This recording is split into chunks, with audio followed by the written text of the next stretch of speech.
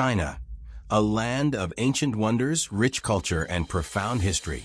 Today, we journey back in time to explore the early chapters of China before the infamous 500-year war period, known as the Warring States era. But to understand the significance of that time, we must first uncover the foundations of Chinese civilization. Our story begins thousands of years ago in the valleys of the Yellow River. Here, in the cradle of Chinese civilization, emerged some of the earliest settled communities in the world. Around 5000 BCE, Neolithic cultures like the Yangshao and Longshan thrived, cultivating millet, domesticating animals, and developing rudimentary pottery. These communities laid the foundation for what would become a sophisticated agrarian society. As time progressed, small communities began to form larger, more organized societies. The first of these was the Xia dynasty, a somewhat mythical era said to have existed from around 2070 to 1600 BCE. While concrete evidence of the Xia remains scarce, they are often credited with establishing the earliest forms of Chinese governance and flood control measures along the Yellow River. Next came the Shang dynasty, a more well-documented period starting around 1600 BCE. The Shang left behind a wealth of archaeological evidence, including the famous oracle bones inscribed with some of the earliest known Chinese characters.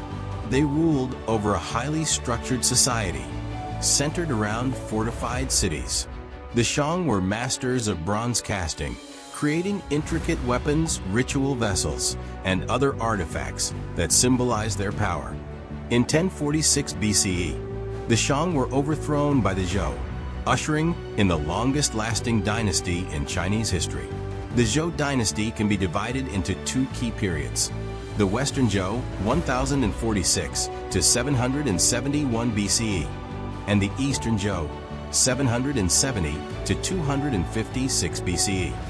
Under the Western Zhou, a system of feudal states was established, ruled by nobles who owed allegiance to the Zhou king. This period was marked by a harmonious balance between the central authority and regional lords. However, the Eastern Zhou period saw the rise of internal conflicts and the weakening of central power.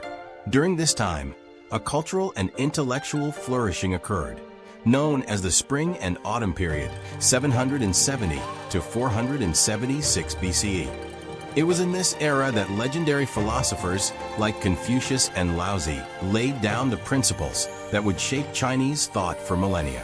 Confucianism promoted ideals of social harmony, morality, and respect for hierarchy, while Taoism encouraged a more natural, balanced way of life. By the 5th century BCE, the power of the Zhou kings had waned, and the Eastern Zhou era gave way to the next phase, the Warring States period. The once united Zhou kingdom fractured into a mosaic of competing states, each vying for dominance. This was a time of constant political maneuvering, warfare, and innovation, marking the beginning of what would be a tumultuous 500-year period of conflict in China. Before the start of this prolonged conflict, China had already developed a rich tapestry of culture, philosophy, and governance that would continue to influence the region even amidst the chaos of war. The ideas of Confucius and other thinkers from this era would shape the nation's identity, providing a moral compass during the centuries of strife to come. The story of China's history before the 500-year war is one of growth, intellectual brilliance, and the gradual rise of internal divisions. It's a tale of how ancient cultures forged the nation's early identity, setting the stage for one of the most dynamic and dramatic periods in Chinese history, the Warring States. In our next episode, we will dive into this turbulent era of warlords, philosophers, and the quest for unification. If you enjoyed this exploration of early Chinese history, don't forget to like, share, and subscribe for more deep dives into the past. Until next time, thank you for watching.